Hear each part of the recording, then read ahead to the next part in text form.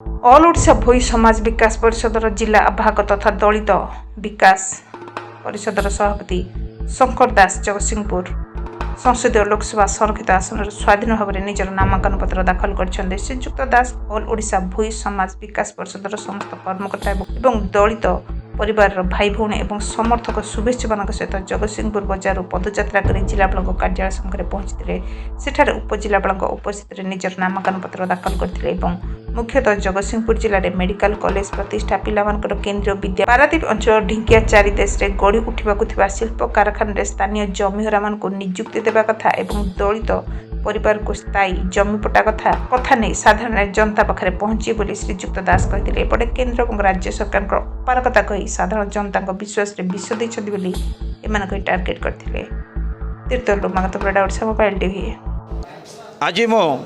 स्वाधीन प्रार्थी भाव लोकसभा प्रार्थी भाव नामांकन पत्र दाखल कले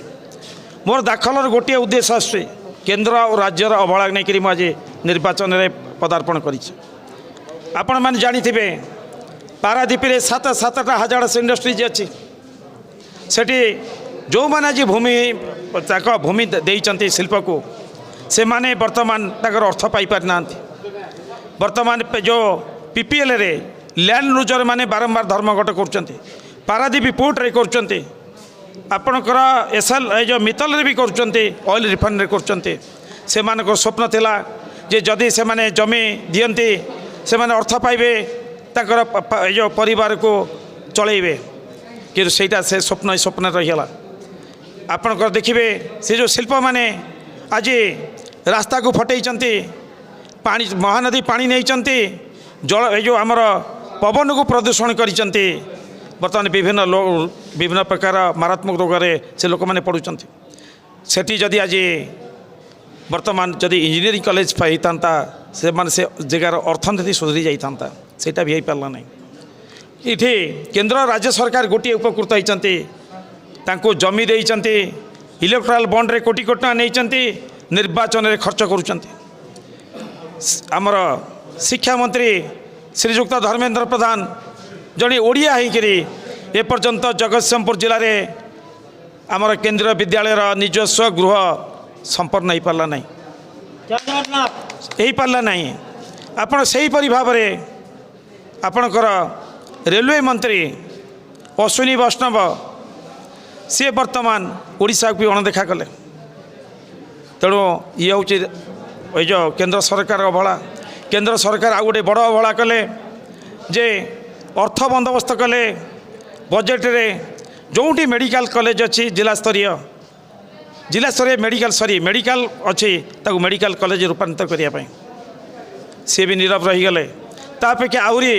बेसी क्षति कले राज्य सरकार जदि प्रति जिले में गोटे गोटे मेडिकल कॉलेज खोलुंट जगतसिंहपुर कौन हो पारुनी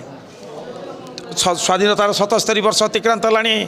एपर्यंत गोटे लॉ कॉलेज भी जगतसिंहपुर हो पारा ना आओ आम जे ओडिशार मान्यवर मुख्यमंत्री 4.5 कोटी जनता प्रिय मुख्यमंत्री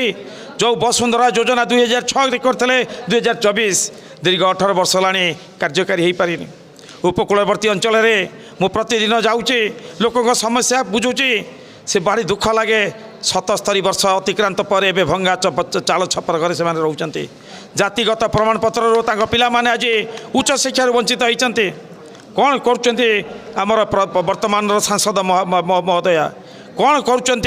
बीजेपी जे सांसद प्रार्थी से माने केबे स्वर उत्तोलन करचंती ना गरीब लोकों सहित जाइचंती ना मिसी नांती आपणकर मु गोटे प्रगति की नहीं जाऊँगी आपड़ जानिथिबे जे जगतसिंहपुर म्युनिसिपालिटी रे 115टा परिवार को सम डुलेर एक्ट रे 25-30 लाख टका लेखा जमी दिया सहित आपणकर पक्का घर भी जोगे दि जाइए अंगेश्वरपड़ा नाउगारे 19टी परिवार को दिखाई वर्तमान बंदर रे चली अस्तरंग रे चली मुझे गोटे निर्वाचित प्रतिनिधि करिपारुची से माने कौन करुँचे तेणु मु वर्तमान निर्वाचन पैतरणी अवतीर्ण होती मो लोकंर उन्नति नेता लोक भोटर पाखु जी अपील करी गोटे बार मत सुजोग दिंतु 2 वर्ष भितर जगतसिंहपुर लोकसभा मंडलीर सिनारियो को चेंज करी गोटे बार जनसाधारण मत समर्थन दिंतु। धन्यवाद।